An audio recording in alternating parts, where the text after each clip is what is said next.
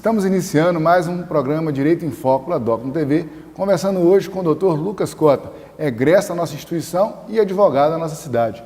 Lucas, seja bem-vindo ao nosso programa pela primeira vez, a gente está te recebendo aqui e é um prazer enorme conversar com você sobre a sua condição enquanto estudante e agora a sua condição enquanto profissional, né, os sonhos, os desejos, as dificuldades.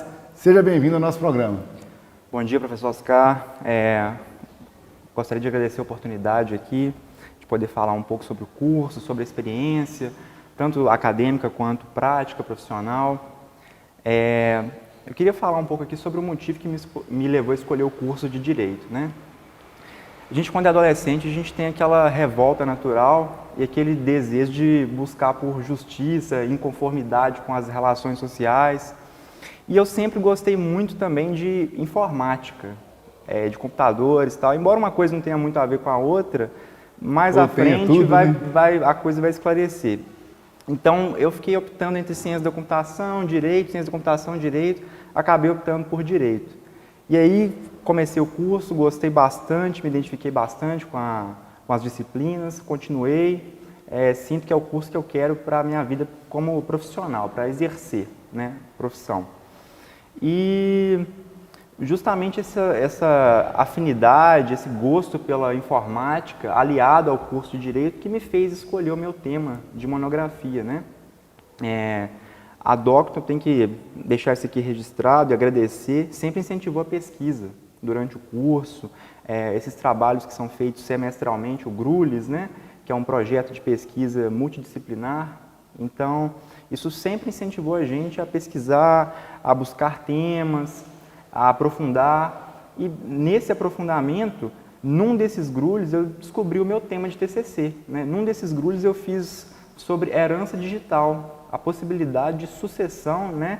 Sucessão é a transmissão de bens do patrimônio cibernético, o patrimônio que a gente adquire e armazena em meio virtual. Facebook, né? Conta no Facebook, Instagram, música virtual, conta no Netflix, e-mail, conta no Instagram, e abrange muito. Moeda virtual, Bitcoin, Ethereum, dentre outros ativos virtuais também. Conta em jogos online. Hoje em dia movimenta um mercado assustador isso aí, essas finanças aí, essas transações de jogos online, itens nesses jogos online. Então sempre me chamou muita atenção e foi por isso que eu escolhi o meu tema. Eu sempre gostei muito da área de direito penal e processual penal, mas no meu tema de TCC eu escolhi na área de direito civil, né, direito digital. E foi uma honra poder ter a orientação do professor Rafael Firmino, me acompanhou, indicou leituras, acompanhou o desenvolvimento da pesquisa. E assim, eu sinto que eu me identifiquei com o direito digital. Eu encontrei talvez um ramo de atuação futura aí, um nicho específico de atuação. E é importante destacar os GRULES, né, que são os grupos de leitura supervisionados, né? Sim. Porque a gente às vezes recebe o aluno e a aluna, né, que não teve tanto acesso à leitura. Então, no curso de Direito, a gente tem essa preocupação de promover a leitura, né, dos clássicos de um modo geral, mas nas leituras também mais especificadas. E isso contribui para essa experiência com a informação e com o conhecimento. Fomentar a leitura é fomentar, né, o desenvolvimento do acadêmico dentro de um curso. Então, assim, é importante essa experiência que você relatou, justamente para a gente poder, né, transmitir essa experiência para os nossos alunos e alunas que estão estudando hoje. E para a sociedade, de modo geral, perceber, né, o quanto que é importante essa experiência acadêmica, né? Tem um livro do Derrida que fala que se você quer mudar a sociedade, você tem que preocupar com a universidade, porque a universidade é uma amostra da sociedade, né? E como mostra da sociedade, o que nós vivemos aqui é o que a gente vai viver, né, na sociedade de modo geral. E esse tema que você trabalhou é um tema muito novo. Por que é novo? Porque tem pouco tempo que a gente está tendo, né, essa vivência, né, digital. As pessoas, né, que têm e-mail, essas contas que foram relatadas por você, e isso, de alguma forma, pode virar um problema, né? A família, né, ela tem o direito de ter esses acessos, né? Será que uma pessoa, por exemplo, que faleceu, essas contas, né, digitais, será que isso pode permanecer sendo utilizada, né, a família conduzir ali uma conta de Facebook, uma conta, né, de Instagram, um Twitter, né? E como é que isso fica, né? Fala um pouquinho da controvérsia do seu tema para o nosso telespectador entender esse novo direito, essa nova experiência que a gente vai fatalmente passar por ela. Pois bem, o objetivo do meu trabalho foi investigar a possibilidade ou não da sucessão causa-mortes.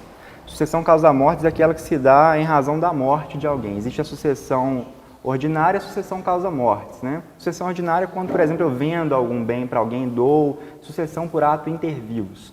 E a causa-mortes, como o nome sugere, é por ato do falecimento, né? Por ocasião do falecimento de alguém. Então, investigar se é possível ou não a sucessão causa-mortes das relações jurídicas, não estou ainda classificando como bens, mas das relações jurídicas travadas e armazenadas em meio digital. E aí, passando lá no direito romano, pelo conceito de bem, avançando para o direito moderno, passando pelo Código Civil Napoleônico, pelo Código de Bevilacqua, a gente chegou à conclusão, a gente passou pela investigação de que, historicamente, bens são classificados como tudo aquilo que tem conteúdo patrimonial, né? Na concepção estrita de bem, porque tem a concepção em sentido amplo, que abrange bens em sentido estritos e coisas, e tem a concepção em sentido estrito. Nessa concepção em sentido estrito, bem é tudo aquilo que tem valor patrimonial, entendeu? Então, casa, carro, cabeça de gado lá atrás, lote, imóveis, enfim, tudo aquilo que tem uma apreciação, um valor patrimonial, né? Um valor econômico. Então, eu também me propus a investigar se mesmo os bens, em sentido amplo, sem valor econômico, também poderiam ser passíveis dessa sucessão causa-mortes, né? Porque, de início, eu já me inclinei a acreditar que os bens com valor econômico eram passíveis, sim, à sucessão causa-mortes, porque o Código Civil, ele contempla tudo aquilo que é apreciável economicamente tranquilamente, já é objeto de sucessão. Então, esses bens digitais que têm valoração econômica, classicamente já podem ser enquadrados no conceito de bens para fins de sucessão. Mas eu me propus a investigar realmente esses bens que não têm valoração econômica. Exemplos: bens digitais que têm valoração econômica. Uma conta de Facebook que eu tenha uma destinação comercial para ela, né, em que eu faça publicidade, em que eu venda produtos, moedas virtuais, o Bitcoin, por exemplo, que hoje está em alta, que talvez seja uma forma assim, extrema de emancipação dos indivíduos, as moedas digitais, do sistema bancário nacional, dos sistemas bancários como um todo, né, e financeiros. Essas empresas também digitais, né, de venda, que não tem uma estrutura física, elas Sim. acabam de alguma forma... De né, certo modo, parcialmente elas podem ser enquadradas como bens digitais. É importante entender o seguinte, que o meio físico que armazena o bem digital não é bem digital. Então, por exemplo, o HD de computador, ele não é bem digital. Ele é um meio físico para armazenar uma informação, né? Porque o objeto da ciência da computação, da tecnologia da informação, é lidar com a informação, né? E a informação é bem. Esse é o ponto.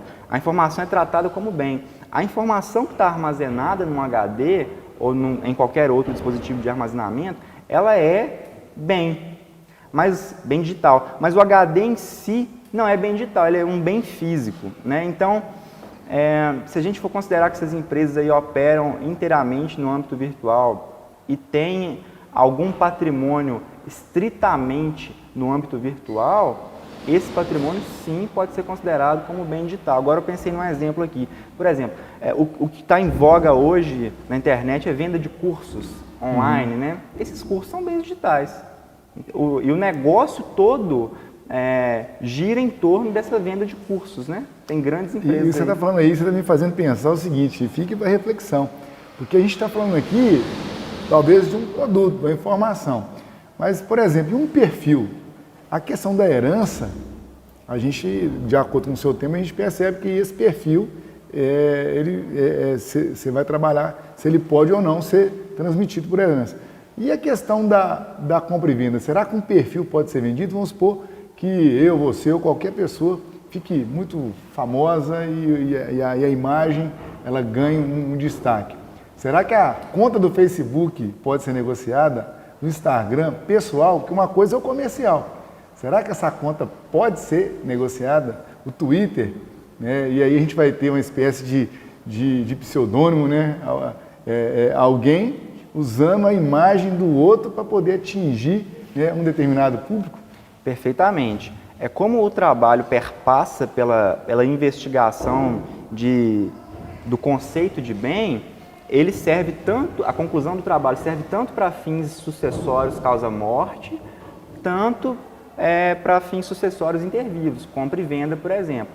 Então, eu entendo como plenamente possível que esses bens, essas contas de Facebook, pessoais ainda que sejam, possam ser sim alienadas, doadas, que seja, desde que isso não esbarre em questões contratuais com o Facebook, com o Instagram, por exemplo, com a empresa que hospeda aquela conta. Porque se tiver uma disposição contratual lá vedando, aí não pode, aí é antijurídico. Perfeito que você colocou, achei interessante esse recorte aí. Pois é, então, não havendo óbice no contrato com a rede que hospeda essa conta, perfeitamente pode ser alienada. E uma outra questão também é se for uma conta pessoal, meu nome, por exemplo, Lucas Cota, em que eu vendo para um terceiro, ainda que não tenha óbice no contrato com o Facebook, e esse terceiro passe a assumir a minha identidade, isso pode até esbarrar na questão penal, né? Atribuir a si falsa identidade. Responsabilidade civil também, né? Exatamente. Então, às vezes o contrato do Facebook não veda, mas a legislação penal ou civil veda também, né? Então, não posso atribuir a mim falsa identidade, correto? Quem compra não pode atribuir a si falsa identidade. Tem que observar isso também. Então, quer comprar uma conta pessoal de alguém? O Facebook autoriza? Perfeito. Mas não use a conta como se fosse a pessoa. Porque você pode ter implicações aí, inclusive penais, né? O Código Penal tipifica. É bem interessante e a gente tem que avançar nessas experiências justamente para a gente poder compreender, né, os desdobramentos, né? Porque a gente verifica que, às vezes, no campo penal, por exemplo, pessoas jurídicas, às vezes, são utilizadas para cometimento de crime. Aí você tem, hoje, a questão da punição, né, da pessoa jurídica. Aí, daqui a pouco, será que não vão começar a utilizar perfis para poder, de alguma forma, alcançar resultados escusos? Mas eu achei interessante esse destaque que você deu em relação aos contratos com, né, os gestores das contas. Se isso é possível ou não, se identificado, se pode bloquear, alguma coisa nesse sentido. É um tema bem relevante e esse tema, inclusive, da sua monografia, ele se desdobrou num artigo científico e foi publicado, né? Eu vi que você trouxe aí a obra. Se quiser apresentar a obra aí, em que está o seu artigo, os 30 anos da Constituição. Sim. Né? É uma obra que, como o senhor disse, foi feita em homenagem aos 30 anos da Constituição do Brasil.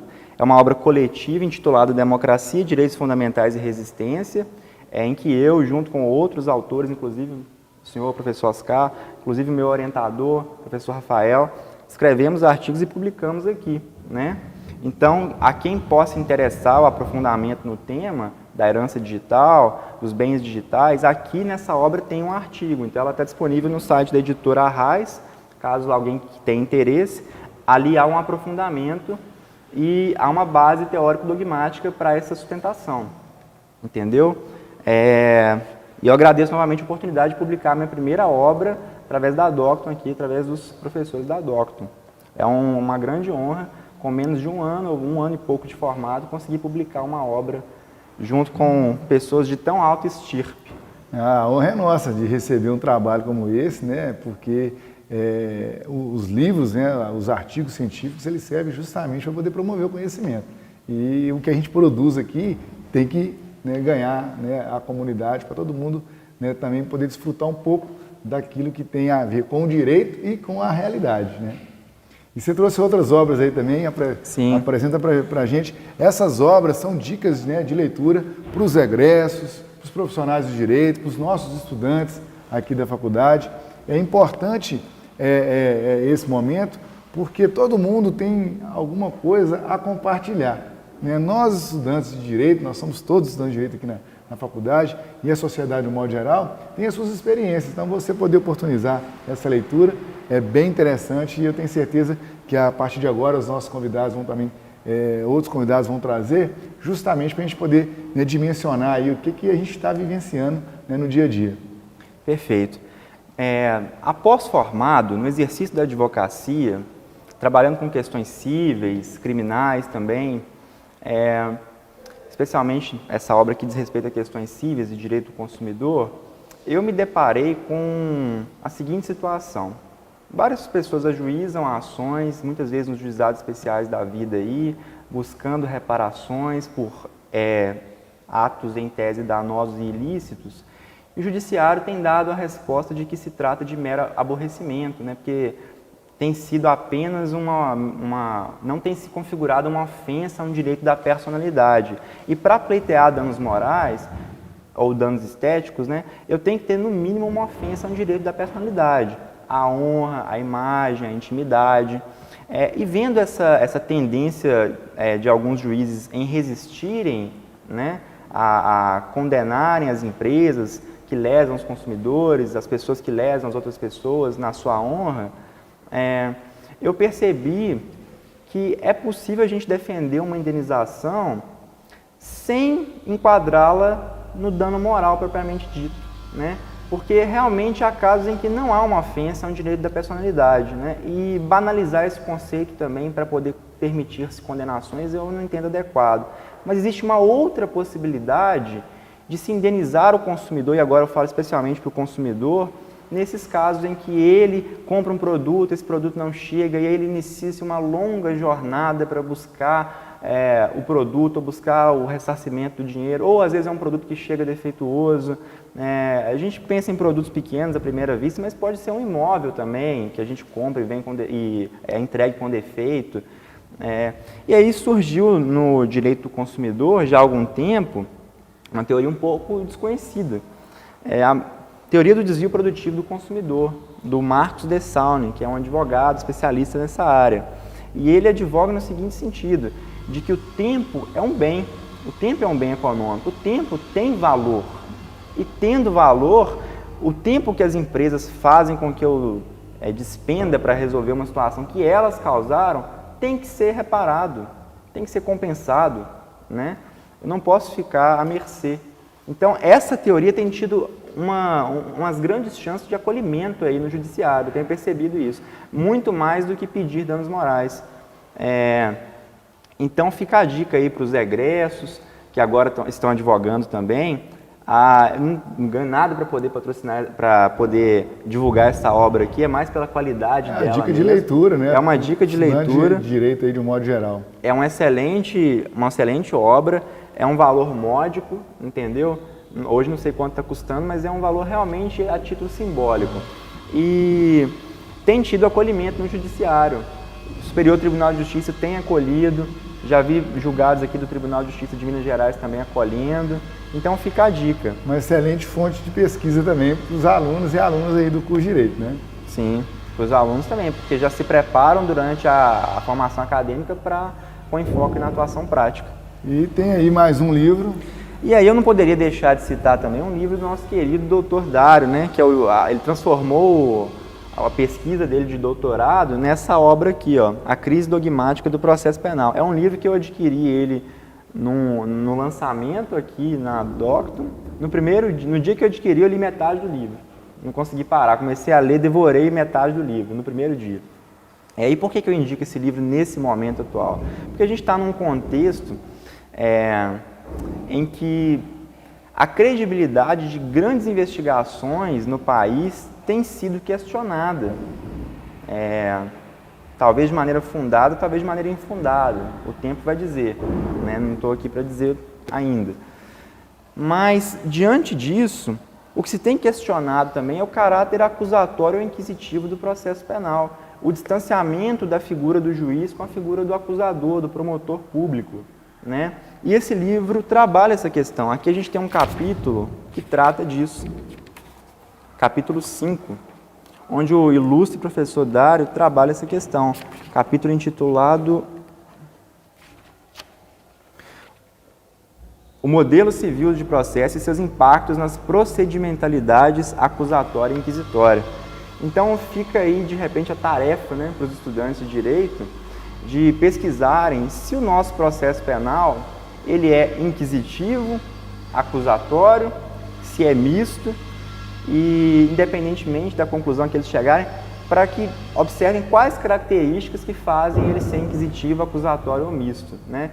E mesmo concluindo isso, ainda fica a proposta de reflexão. Que processo penal seria o ideal? Será que seria o inquisitivo, um acusatório, em que há um distanciamento maior da figura do juiz e do acusador? Ou será que é o inquisitivo em que acusador e juiz se confundem? Então fica o questionamento e a proposta de reflexão aí. Os estudantes de Direito, né, fica essa reflexão, é importante que vocês pensem sobre isso, porque isso é uma realidade, isso está sendo vivenciado no Brasil atualmente, né? Lucas, infelizmente a gente chega ao fim, uma conversa tranquila, espontânea e muito dinâmica do ponto de vista jurídico. Eu tenho certeza que essa conversa aqui, né, vai ganhar a sociedade aí, essa reflexão com certeza vai ser feita pelos alunos e pelas pessoas, né, de um modo geral. Muito obrigado por sua participação e esse programa aqui continua de portas abertas para você, tá? Obrigado, eu que agradeço a oportunidade, é sempre um prazer. O programa Direito em Foco se despede, até o próximo encontro.